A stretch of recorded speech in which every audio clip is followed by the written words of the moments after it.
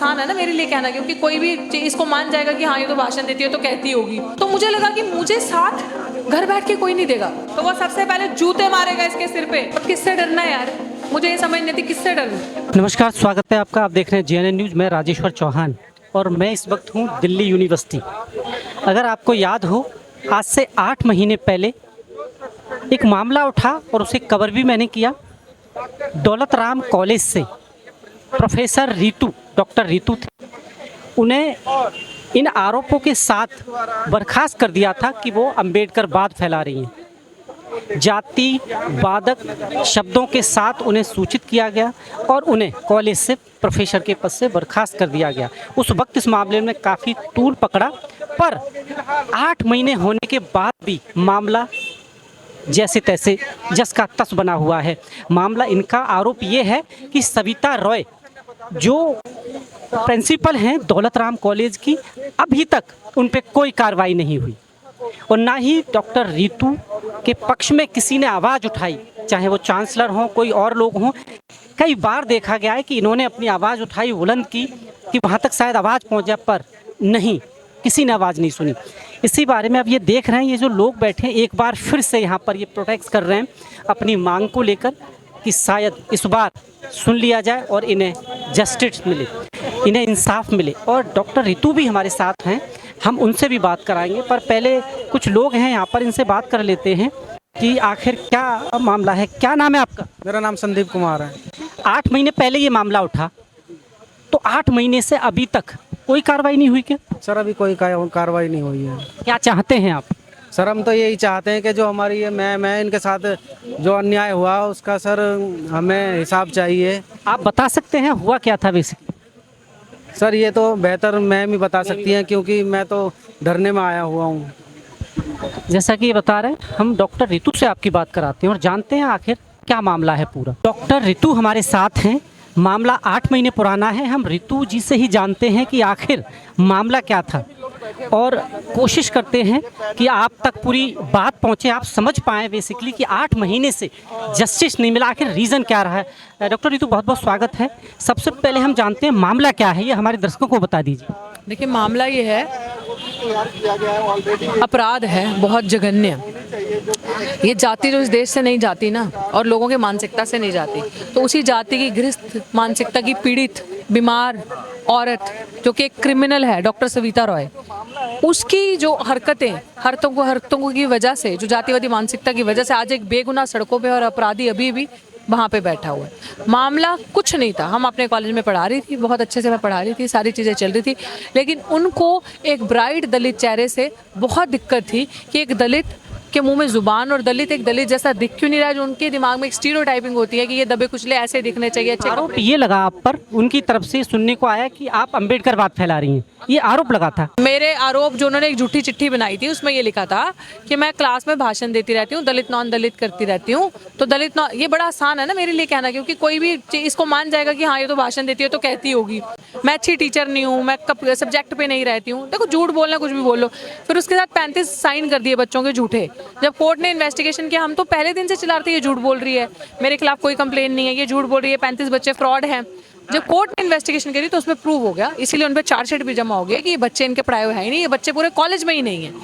अब बताएं, इतने बड़े अपराध के बाद इतनी बड़ी बड़ी धाराएं लगी हैं। ये आपके पास, मैं आपको दिखा दूं, ये सारी धाराएं लगी हैं IPC की, 465, 468, 471 और 120 भी, ये नॉन बेलेबल है। तो आप सोचिए, इतनी बड़ी धाराओं के बावजूद एक अपराधी अभी भी कुर्सी पे, कोई कार्रवाई नहीं है। यानी ये धाराएं अगर देखा जाए तो सिर्फ सुनने के लिए हैं, कार्रवाई के लिए नहीं है। अगर यही धाराएं किसी आम आदमी पर लगी होती तो शायद अभी तक उसकी जमानत नहीं होती। फांसी। अगर ये जघन्य अपराध किसी दलित ने किया होता, पिछड़े आदिवासी समाज के बंदे ने किया होता, तो मैं बता रही हूँ, उसको ये पत्थर मार के मार देते, चौराहे पे खड़ा करके फांसी खुद ही दे देते। डॉक्टर रितु, कैसे देखती हैं अभी जैसे हिंदुस्तान चांद पर पहुंच गया और आज भी इस तरह के माहौल इस शताब्दी में हो रहे हैं? ये तो आपका एक मामला है और आप पढ़ी लिखी हैं। आप सोचिए कि ऐसे कितने लोग हैं जो ये जानते ही नहीं, उनके अधिकार नहीं पता है, जो आवाज़ नहीं उठा पाते, कैसे जी रहे होंगे इस युग में? पता है, आपने इतना अच्छा सवाल किया ना मुझे, मेरा अंदर से दिल ना फट जाता है जब कोई मेरे साथ ऐसी बात करता है।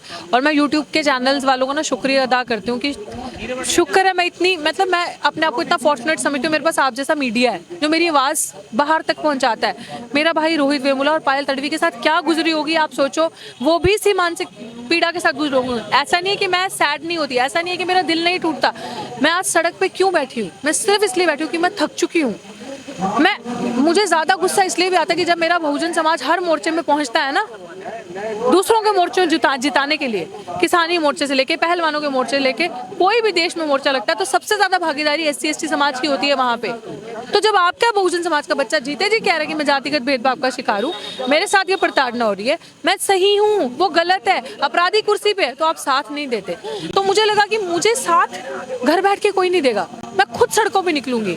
आप यकीन मानिए, हम दिन रात 2-3 लड़कियां हैं, 2 दिन हमारे साथ वकील रहते हैं, यंगस्टर्स हैं, टीम है, हम यहाँ पे रात भर रहे हैं इसलिए कि इंसाफ मिले।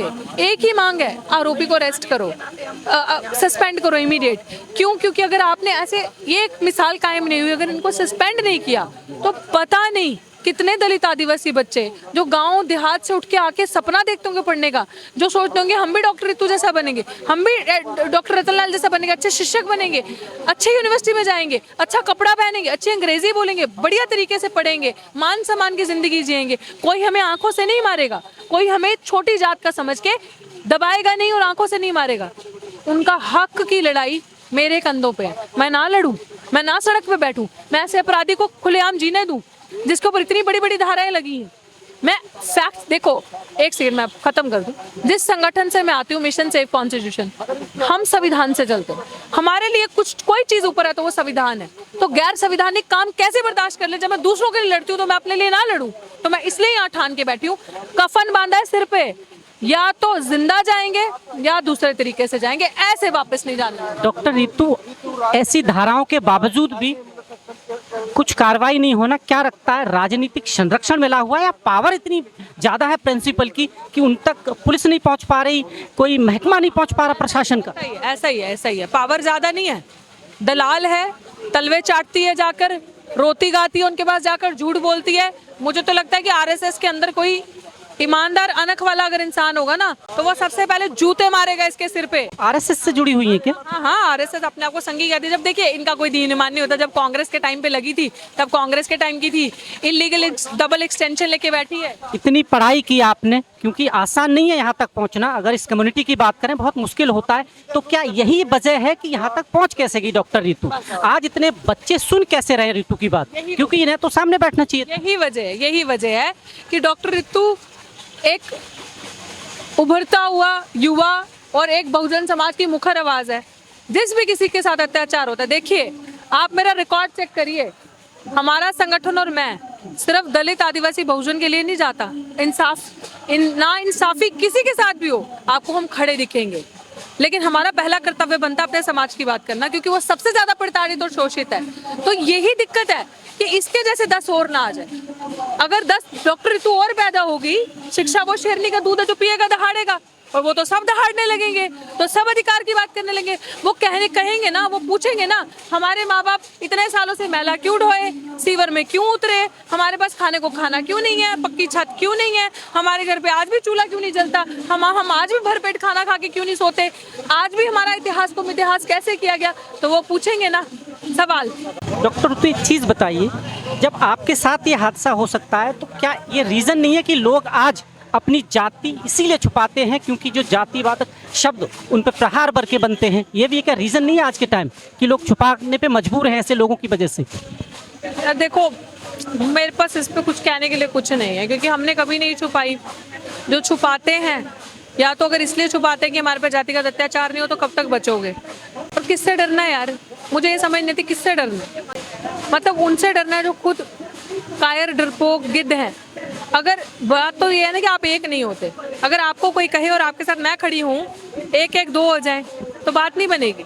पर डॉक्टर, तो एक चीज़ देखी गई है हमेशा, अगर हम इस वर्ग की बात करें दलित की, इसमें कहीं ना कहीं एकीकरण की बहुत कमी है। बहुत सारी यूनियन अलग अलग बैठी हुई हैं और वो एक प्लेटफॉर्म को यूज़ तो कर लेती है पर इंसाफ तक नहीं जा पाती। जैसे आपको 8 महीने लगे, अगर यही हादसा किसी बड़े आदमी के साथ होता तो शायद इंसाफ भी मिल गया होता उन्हें। डॉक्टर रितु है जो दलित कम्युनिटी से आती है, शायद इसीलिए परेशान किया जा रहा है। यही रीज़न, दलित हैं, मुंह के अंदर जुबान है, हक अधिकारों की बात कर रही हैं, तो अगर कहीं इनको इंसाफ दे दिया तो बाकी भी बढ़ के हिम्मत करेंगे, खड़े हो जाएंगे। तो इन्हीं का गला घोट दो और इंसाफ ना दो। प्रेशर ऐसा भी आया कि इसको ख़त्म करिए आप पे, ऐसे प्रेशर? सब रिकॉर्ड है हमारे पास, सब प्रूफ है। प्रेशर, नौकरी जहाँ चाहते हो वहाँ दे देंगे, ये कर लो, चुप हो जाओ, कॉम्प्रोमाइज़ कर लो, हमारे साथ मिल जाओ, हमारी साथ शामिल हो जाओ। डॉक्टर रितु ने ठान लिया है इस बार इंसाफ चाहिए, और ये इंसाफ डॉक्टर रितु के लिए नहीं है, आने वाली पीढ़ियां शायद इससे सीख पाए। अगर ये इंसाफ मेरे लिए होता तो मैं आज नौकरी पे होती। बहुत ही बात है ना, अगर इंसाफ मुझे अपने लिए चाहिए होता तो मैं नौकरी पे होती, 1 लाख की तनख्वाह खाती आराम से। मुझे अपने लिए नहीं, मुझे समाज के लिए। हमने कहा था कि जहाँ 3 रोटी की भूख है 2 खाएंगे, 2 की है तो 1 खाएंगे, लेकिन अपने स्वाभिमान, आत्मसम्मान के साथ मैं नहीं करूँगी कॉम्प्रोमाइज़, इसलिए मैं खड़ी हूँ। जैसा कि डॉक्टर रितु बता रही हैं, आपने सुना होगा कि अगर एक इंजीनियर खराब निकल जाए तो कुछ इमारत गिरा सकता है, एक डॉक्टर अगर खराब हो तो कुछ लोगों को मार सकता है, पर शिक्षक के लिए कहा गया है कि अगर शिक्षक खराब हो तो पीढ़ियों की पीढ़ियां नष्ट हो जाती हैं, और अगर शिक्षक सही है तो पीढ़ियां, आने वाली जनरेशन स्वाभिमान के साथ जीना सीख जाती है। प्रोफेसर हैं, लड़ाई कब तक चलेगी अब देखना ये है, क्योंकि 8 महीने हो चुके हैं। दलित कम्युनिटी पे आए दिन आप किससे सुनते हैं, चाहे एमपी हो, राजस्थान हो, आखिर दलित कम्युनिटी को ही क्यों इतना आसान शिकार कहते हैं, जैसे अगर मैं कहूँ बनाया जाता है, क्योंकि वो शायद बड़े लोगों से लड़ने में सक्षम नहीं है, पैसा नहीं है, या अब शिक्षा के माध्यम से उसने बोलना सीख लिया है, इसीलिए शायद उसकी आवाज़ दबाई जा रही है। देखते हैं ये मामला कहाँ तक जाता है। आप हमारे साथ इसी तरह जुड़े रहें। आप देख रहे हैं JNN न्यूज़। बहुत बहुत धन्यवाद।